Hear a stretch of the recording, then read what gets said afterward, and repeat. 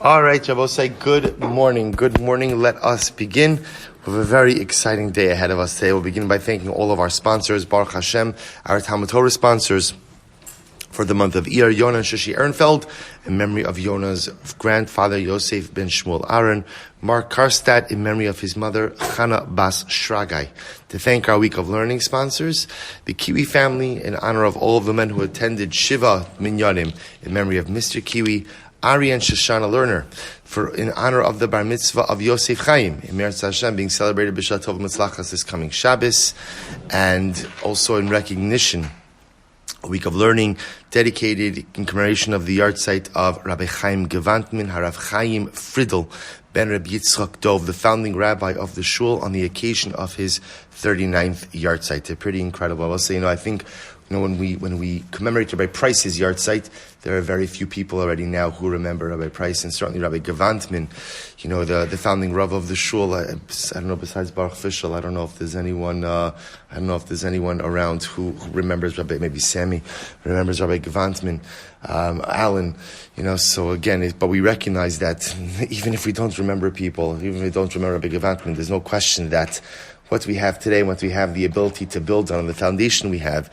is really only because of those who came before us. So we hope that in the merit of our Talmud Torah, that all of the neshamas will have an aliyah. The families in Nechama. We thank our Daf Yomi sponsors, Baruch Fischel and Sonia Kozlovsky, for dedicating this year in commemoration of the yahrzeit of Rabbi Chaim Gewandtman, Moreno Rav Chaim Friedel ben Rabbi Yitzchak Dov. We hope again, we thank all of our sponsors. We hope in the merit of our Talmud Torah, Shamash Avin Aliyah, the families in Nechama and the Meretz Hashem, we should continue to build on the foundation laid by those who came before us. And with that, let us begin. So we have an incredible daf ahead of us today. We're going to go on a little bit of a journey through the Beis Hamikdash. So you'll see I sent out a PDF with some pictures, and then which in retrospect were kind of sad pictures. I didn't do a good job. But Baruch Hashem for Maishi sent out a PDF. Hopefully you saw it on the WhatsApp chat. A PDF of actually good pictures of what I wanted to send out, and I'm going to be referencing those pictures. You'll see that those pictures are all numbered. I'm actually going to try maybe for a future shiur to make copies, because they really are magnificent pictures. Hopefully you'll see it on the WhatsApp chat. So we'll make reference to that, just visual aids, because we're literally going to be going on a tour of the Beis Hamikdash and Meretz Hashem today. So with that, let us begin. So today's daf is Tazayin 16, and we are picking up Meretz Hashem on Tesvavam on Beis 15b at Tnan Hassam. New topic. So we're picking up 2, 4, 6, 8, 10, 12 lines up from the bottom. So says the Gemara, Tnan Hassam, we learned there. So we'll say again, the individual in charge of the Kohanim would say as follows. He would say, go and bring a sheep, right? Bring a lamb from the Lishkas Beis Hatlaim, from the sheep chamber, right? This was a chamber in the Beis Hamikdash where they would keep livestock. They would be used for karbanos. So the Gemara says, "V'halo Lishkas Hatlaim, Haisa b'miktzat Sephonis ma'aravis."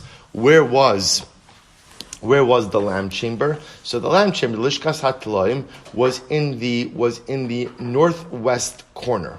The northwest corner of the Beis Hamikdash. So we'll say again, we'll see exactly this. This is going to be subject to some level of machlokes. V'arba lishkos hayusham. There were 4 chambers, and I will say just to orient you a little bit. So when we go ahead, there is one image that I sent out to you. Hopefully, the first image that I sent out, which was a view of the Beis Hamikdash. I'm actually going to try to get a copy of that we could make copies of and just put it out. Because we're going to constantly reference it. The chambers we're referring to are in the Ezras Noshim. The Ezras Noshim. So if you go ahead and you enter into the, you enter in on the eastern wall. You enter on the eastern wall, you enter into the Ezras Noshim, what we call the courtyard, and the 4 chambers situated inside of that courtyard. So for Arba Lishkos Hayusham, there were 4 chambers that were there. Achos lishkas hatloim. One was lishkas hatloim. Va'achos lishkas hachosamos. One was the lishka of the seals. Now, I'll say, if you take a look at Rashi, Rashi is the first white line of Rashi. Lishkas hachosamos. Shemanichon sham chosamos shalokeach slasos unisachim min hahektish b'dam. Kizam mesech shkalim. Because we just had this in mesech shkalim. This is incredible. This was the chamber where if you wanted to go ahead and buy wine or oil or flour for different types of nesachim, different types of libations, you would come. You would pay, and then what would you get? You essentially would get like a token, right? You would get a token, and you would take that token and then go elsewhere to redeem that token for whatever you needed, the oil, the wine, the flour. So that was called lishkas hachosamos, va'achas lishkas beis hamokad. And ultimately, again, one was called the fire chamber.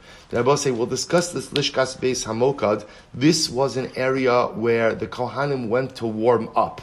Because remember, again, the Kohanim had to serve barefoot, and the floor of the Beis HaMikdash was stone. So by definition, it got cold. So the Lishkas Beis HaMokad was a place where you went to warm up.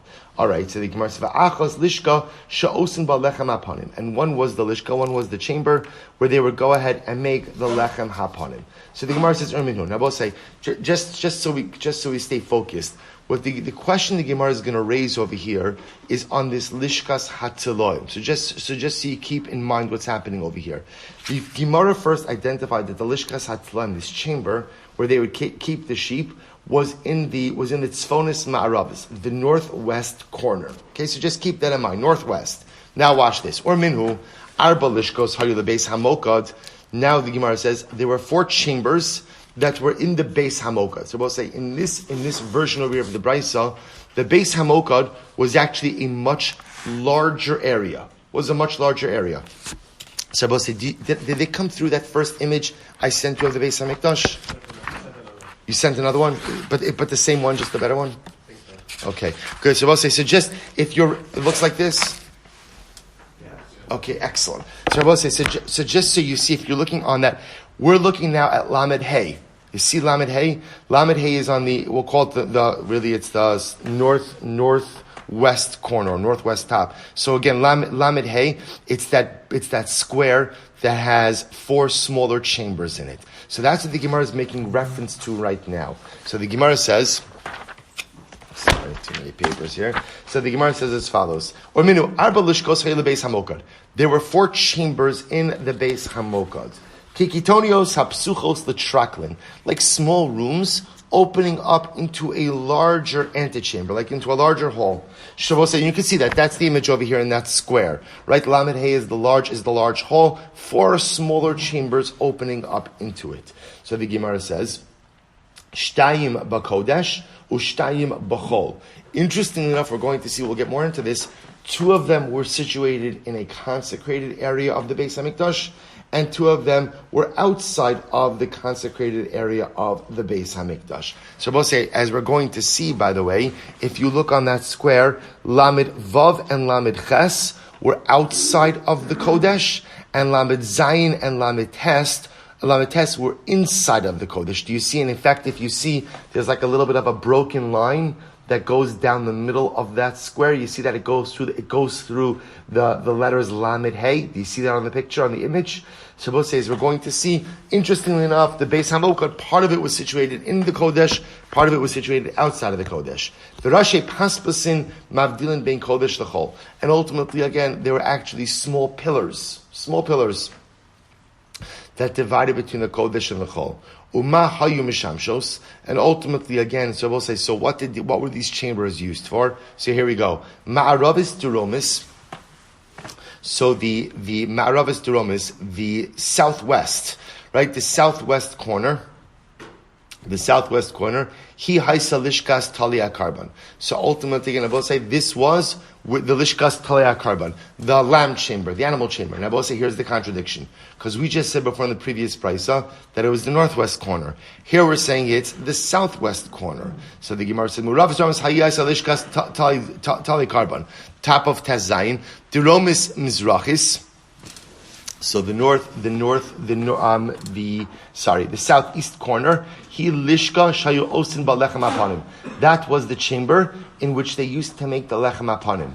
Mizrach is tzifonis. The northeast corner, ba ganzu beis chashmonai avnei mizbeach sheshiptzu malche ovdei kochavim. So we'll say this is incredible. In the northeast corner, ultimately they went ahead and this is absolutely incredible. This is also a Gemara Mesachas Menachos. When the Chashmonaim came back in the Chanukah story and retook the Beis Hamikdash and reconquered the Beis Hamikdash, the Mizbeach had been used for idolatrous service.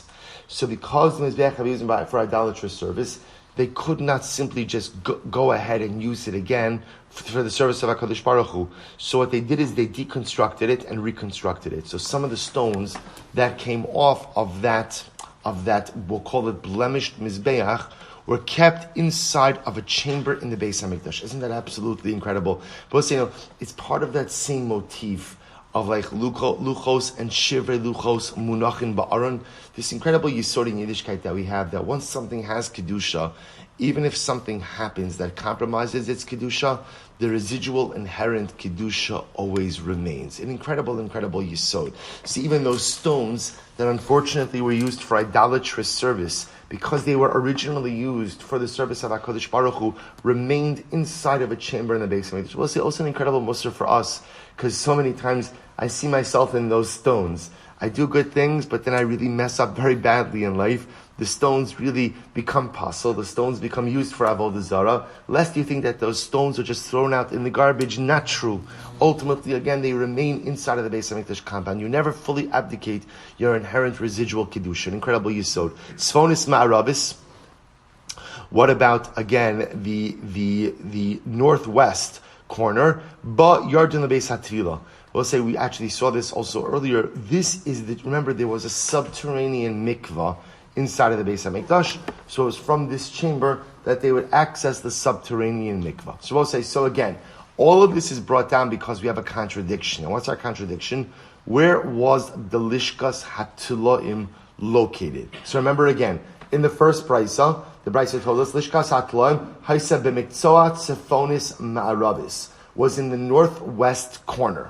In the second brisa, ultimately again, ma'aravis deromis, it was in the southwest corner. So northwest versus southwest. So what's going on over here? Amrafuna mantana midos. I will say, who is the author of the Mishnah Meseches Midos, which is the second one that's being quoted over here? Right? Who is the author? Rabbi Elazar ben Yaakov. So I will say, essentially, the Gemara answers is just different authors, two different authors. The second brisa ultimately again is Rabbi Elazar ben Yaakov. This nan. But we'll say, here we go. Ezras Noshim Haisa Orech Mea Ushloshim V'Chamesh.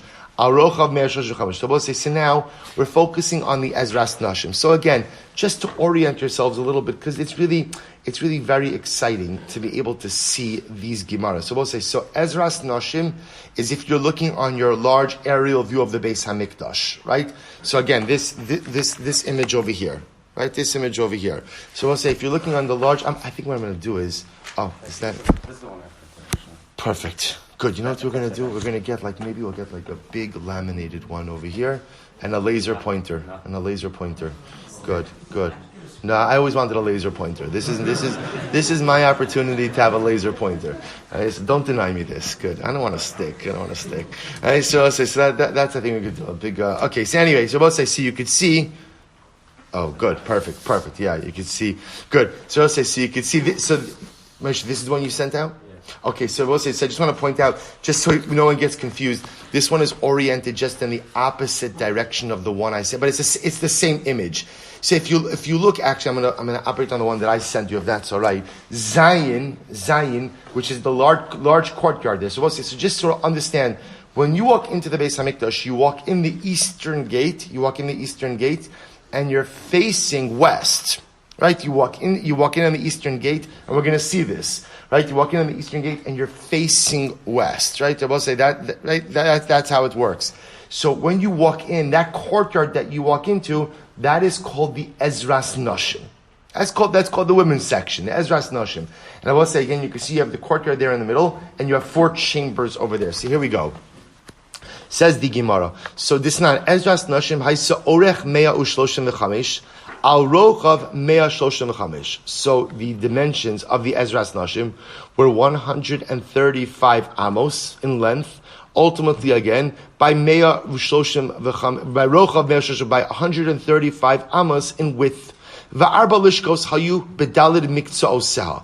And there were 4 chambers in the 4 corners. So we'll say, so again, if you're following along on the image, Zayin is the Ezras Nashim, and you could see Yud, Yud Aleph, Yud Beis, Yud Gimel. Those are the 4 chambers situated inside of the Ezras Nashim. And what Umahayu Mishamshos, we'll say, what were those chambers used for? So here we go. Dromis Mizrachis, so the southeast one, he has Lishkas Hanazirim. That was called Lishkas Hanazirim.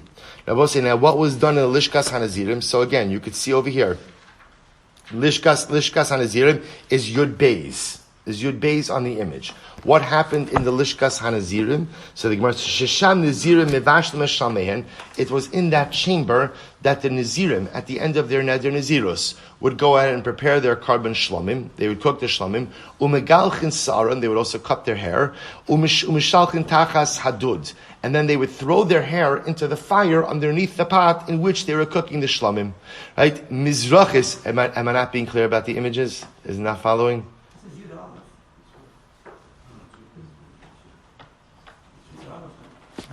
I'm sorry? Wrong image. You're looking at this one? All right.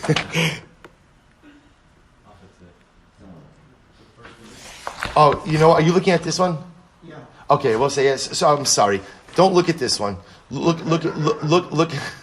Okay, I'm sorry. That's what I mentioned before. This is arranged in a different direction than the one I'm operating off of. So look at the image I sent. Look. You can tell the difference. The images that Moshe sent look professional. The ones that I sent look a bit Heimish, as they say. So look at the aerial Beis Hamikdash one that I sent you. Again, the truth is, it's not a big deal. You'll see, it's all 4 of the chambers that are arranged over there. So the Gemara says as follows. So we'll say, let's go weiter here. So the Gemara says, Lishkas Mitzoran. I'm sorry if it's confusing. So what would they do in Lishkas Mitzoran? The Mitzoran would go ahead and go ahead and prepare their shlamim. They would go ahead and cut their hair and burn their hair in the fire underneath the dud. Good. So the Gemara says, Mizrachis Tzifonis. So the northeast one, Hi Haisa Lishkas Dir Ha'etzim. That refers to the chamber in which they used to go ahead and keep the wood. So both say you can see this. Lishkas Dir Ha'etzim in the image that I sent out is Yud. You can see it over here. You even have pictures of wood in there, right? Pictures of wood. That's the Lishkas Dira Eitzim. What happened in there? Shesham Kohanim Ba'ali Mumin Omdin Umaslian Be'eitzim. It was very interesting. Kohen who was a Baal Mum cannot do the avoda. So if a Kohen was a Baal Mum, what would he do? His job was to deworm the wood. That was his job. You couldn't have wormy wood on the ma'aracha, on the pyre of the Beis Hamikdash, so he would deworm the wood. Because any wood that would have worms in it would be possible. So in that lishka, in that chamber, they would deworm the wood. Tzfonis ma'aravis. What happened in the northwest corner? Hi haisa lishkas hamitzarain. Ma'aravis. I'm sorry. Tzfonis ma'aravis haisa lishkas hamitzarain. Ma'aravis teromis. Amar Rabbi Elazar ben Yaakov. Shachachti ma haisa mishameshes. This is incredible. Rabbi Elazar ben Yaakov says in the ma'aravis teromis in the southwest corner, I forgot what it was used for.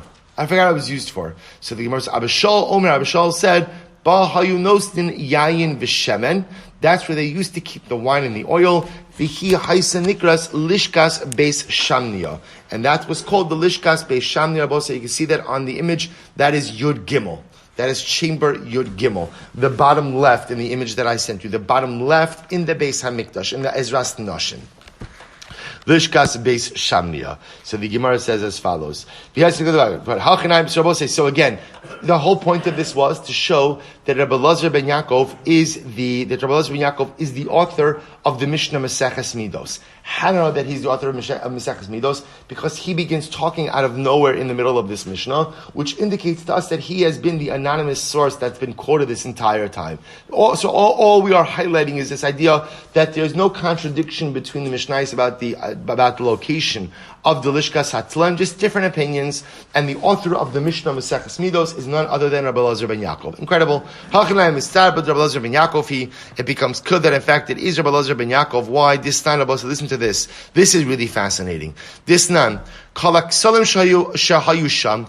the walls which surrounded the Beis Hamikdash, hayu givoin, were tall walls. And we'll discuss the height in just a moment.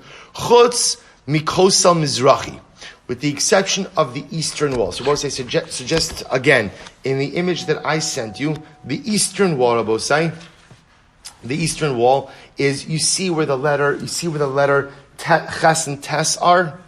Ches and Tes? Yeah? Good. So if you see where Ches and Tes are, that's the eastern side of the Beis Hamikdash. That's the eastern side. So we'll say, again, that all the other walls along the Beis Hamikdash were tall, with the exception of the wall on the eastern side. Now, why was that wall shorter than other walls? Listen to this, I will say, Shekoina sorifes apara, omed bahara mishcha. Because remember again, the Kohen who was doing the Paraduma, we remember this from our Shkalim days as well. Remember again, where was Paraduma performed? Where was it performed? Harazesim. Across the valley, right? The both say there are two mountains. There's Harabayis and there's Harazesim with a valley in between them, right? Remember again, how did you traverse the valley? Bridge. Who built the bridge?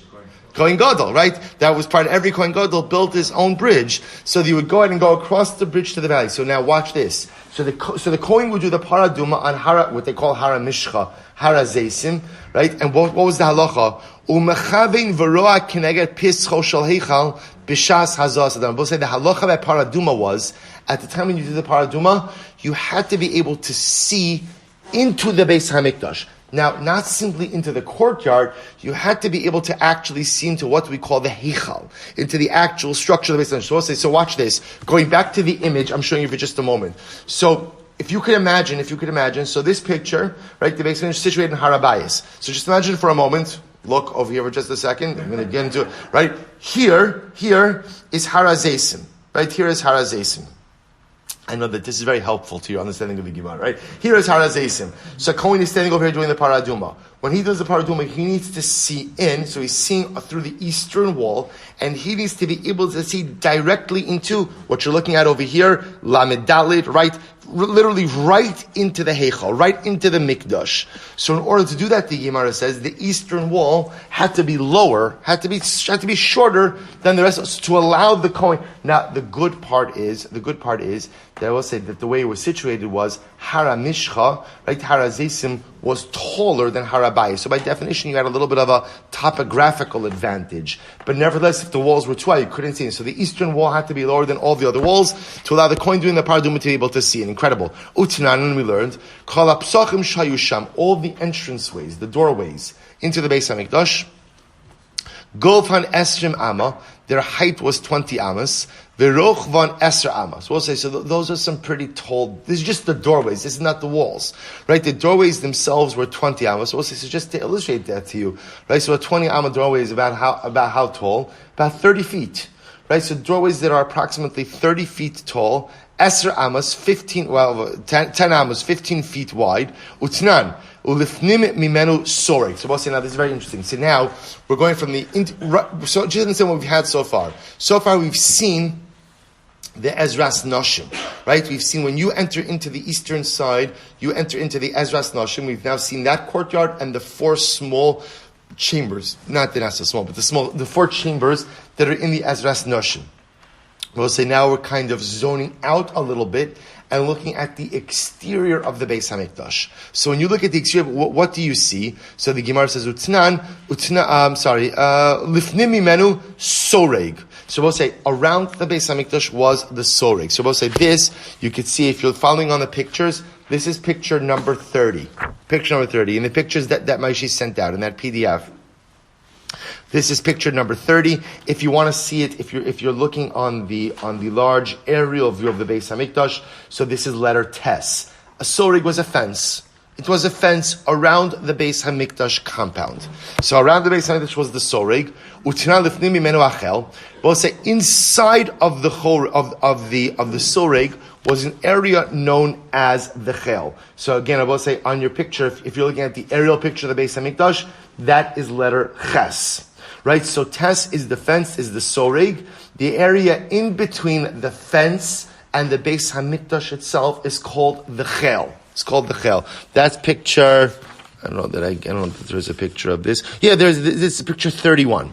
Picture 31. Actually, that's a great picture. Great picture. So you can see again, there is the exterior fence. That's the chel. The area inside. I'm sorry, that's the soreg, and the area inside of the fence ultimately is the chel. Good. So the Gemara says as follows. You have the chel. Right, the Gemara says, the area of the chel, which was this area inside of the fence, between the fence and the Beis HaMikdash, was 10 amos. Ushtem esrei ma'alos hayusham.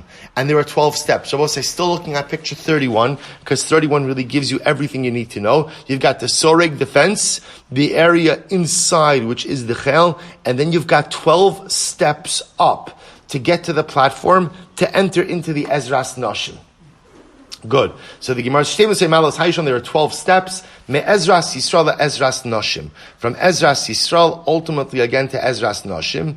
Rum Ma'ala Chatzi Amo, Vishilcha Chatzi Amo. I skipped the line over here. Shtemisrei Malos Hayusham. I'm sorry. Shtemisrei Malos Hayusham. There are 12 steps up. Rum Ma'ala Chatzi Amo. Each step had a height of Chatzi Amo, V'shilcha Chatzi Amo, and a tread of a half an Amma as well. Good. So I will say then, Tesvav Ma'alos Olos Misocho, Hayardos Mi Ezras Yisrael Ezras Nashim. Now I will say, now there were another 12 steps.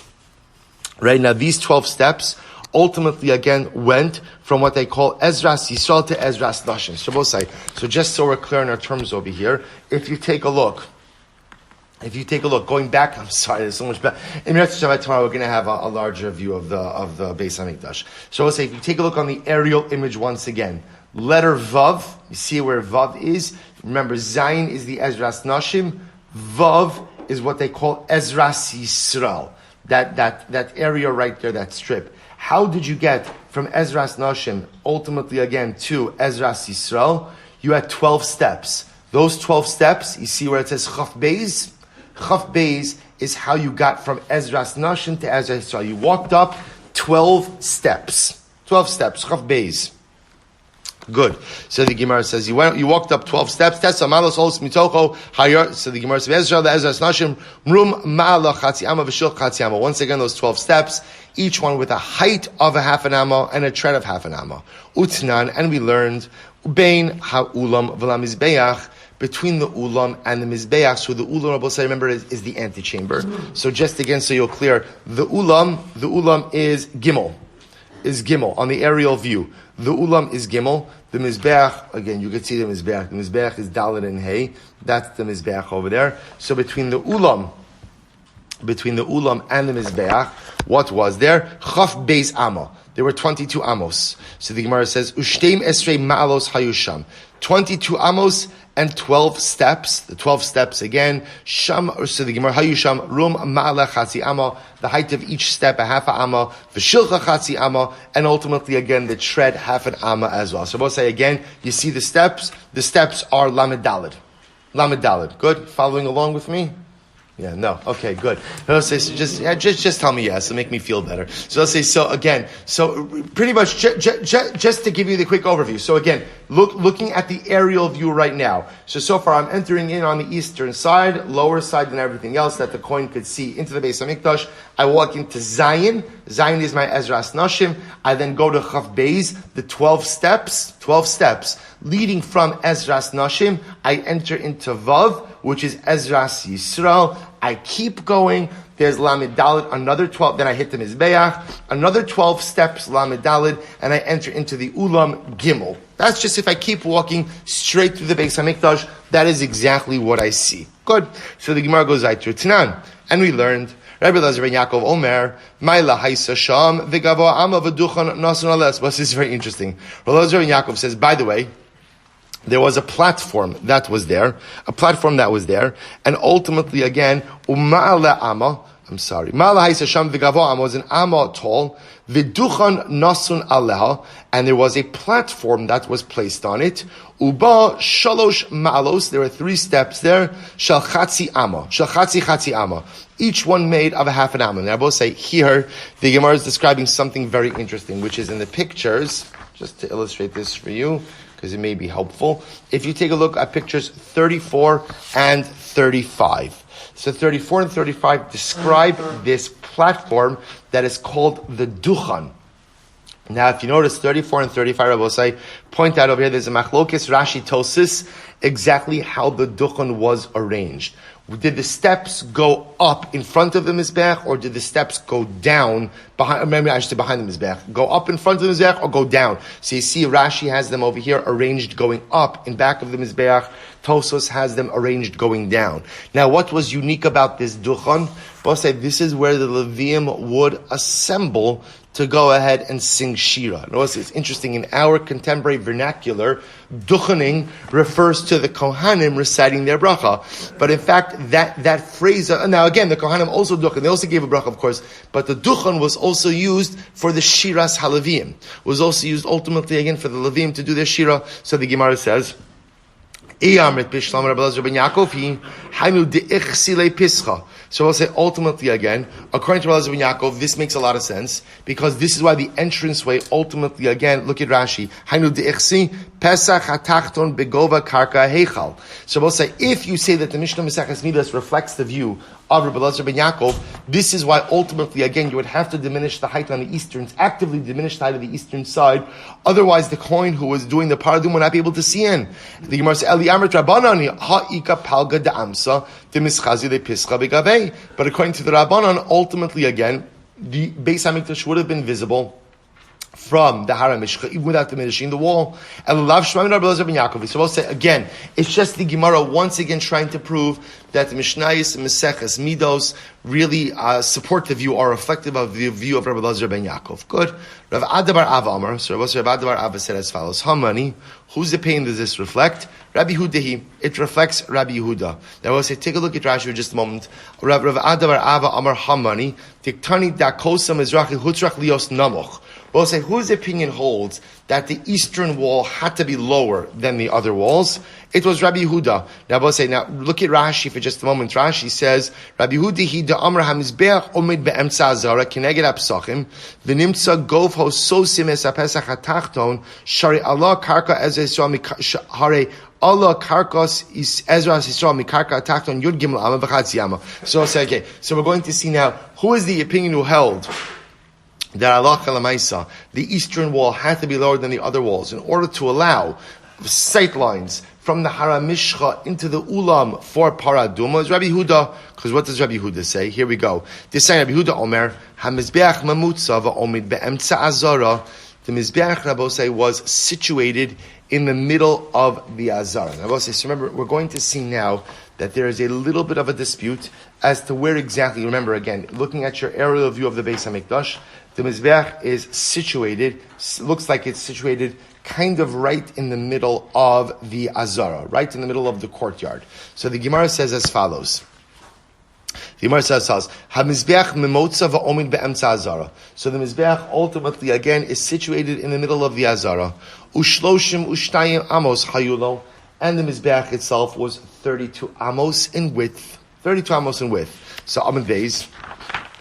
Esra amos kineged pischa shel heichal. So we'll say now we're just talking about how the Mizbeach itself was situated. Esra amos kineged pischa shel heichal. So ultimately again, 10 amos of the Mizbeach were situated by the entrance of the heichal. Yud aleph le'amal l'tzafon. 11 amos were to the north. Yud aleph l'darom, and 11 amos were to the south. We'll say so that gives you 32 amos of the Mizbeach. Nimtza Mizbeach mechuvan kineged heichal v'koslav. Ultimately, again, therefore, we'll say, it turns out that what? That the Mizbeach was exactly centered with the entranceway of the Heichal. I will say, here's the problem. If the Mizbeach is centered directly in front of the Heichal, then what? Then the person who's doing the Paraduma would not be able to see into the Heichal, because the Mizbeach itself would have obstructed the sight line into the Beis Hamikdash.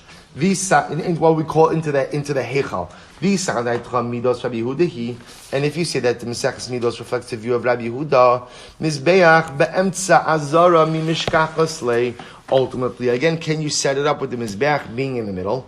V'hatnan we learned, Kol ha'azara haisa orech mea ushmonim b'sheva.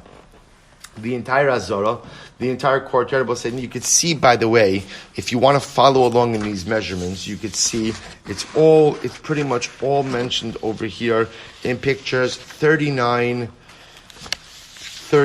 and the larger pictures after it, 39, 40, 39, 40. 39, and all the pictures, there are a couple of pictures that are not numbered. Everything in between 39 and 40, you could see all of these measurements mapped out. The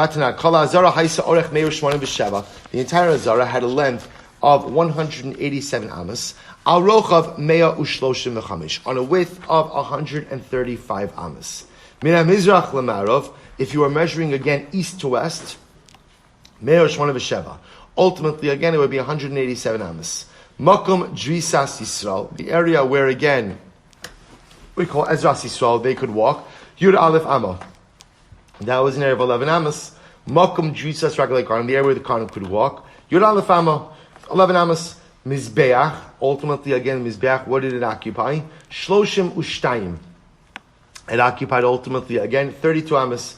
Beina Ulam la Mizbeach, Esim Ushtayim. The area between the Ulam, right, the antechamber of the Beis Hamikdash, and the Mizbeach was Esrim Mishtaim 22 Amos, V'Heichal Kuf Amma, and the Heichal itself, which I'm both saying, remember, the Heichal refers to what we call the Kodesh and the Kodesh HaKadoshim. That had an area ultimately again of Heichal Kuf Amma, Kuf Amma was 100 Amos. The Yud Aleph Amma, Achori Beis HaKapores. And I both said there was an area of 11 Amos, ultimately again behind the Kodesh HaKadoshim. You see, so we'll say if you take a look at picture 39, pretty much 39 maps is just so you understand what you're looking at. You're looking at the aerial view of the Beis Hamikdash, and you could see this entire area mapped out. The 11 Amos that we call Ezras Yisrael. So we'll say I don't know how clear it is, but you can see there's 11 Amos there that represent Ezras Yisrael. Then there's the Duchin. Right, that brownish line over there is the Duchan, are those 3 steps. Then you have what's called the area Makom Drisas Kohanim. That's an area where Kohanim could walk. Then you have the 32 Amos of the width of the Mizbeach.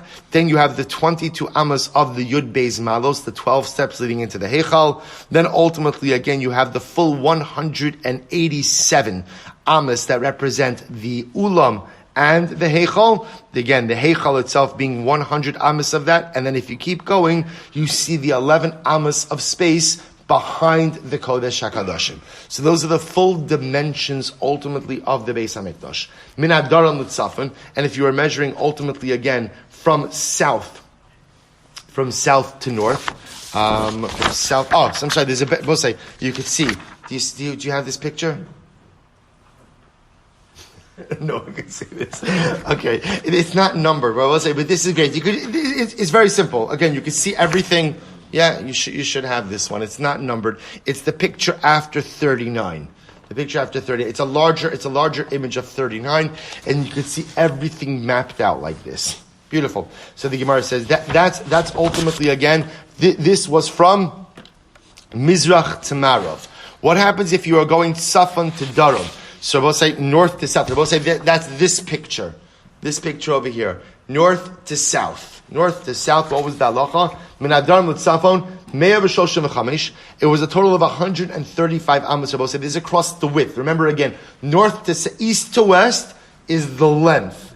North to south is the width. So if you're going north to south in the Beis Hamikdash, that is a total of 135 amos. 100, and I just want to point out, you know this because you see this on the image, but when we say that east to west is 187 amos, that is not counting the Ezras Nashim.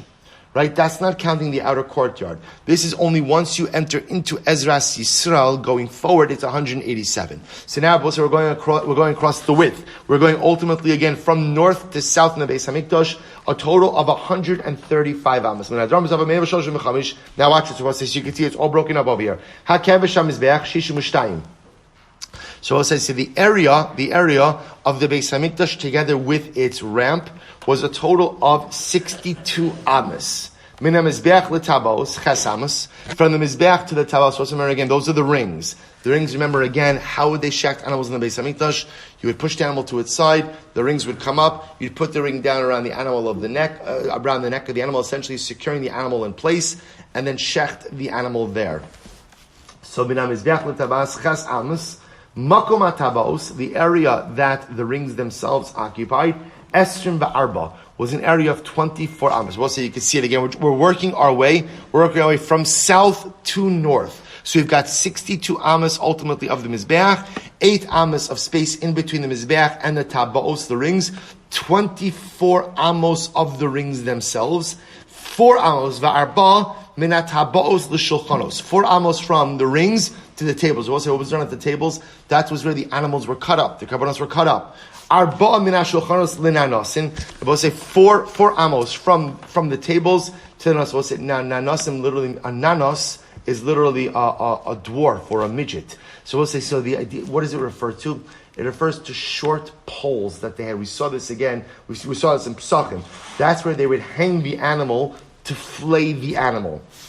So we'll say that's again, if you keep going across, that's the nanosim. Arba min nanosim lakosel. And then another 4 amas ultimately again from the nanosim to the wall. As the Gemara says, Lekosa Azara, sorry.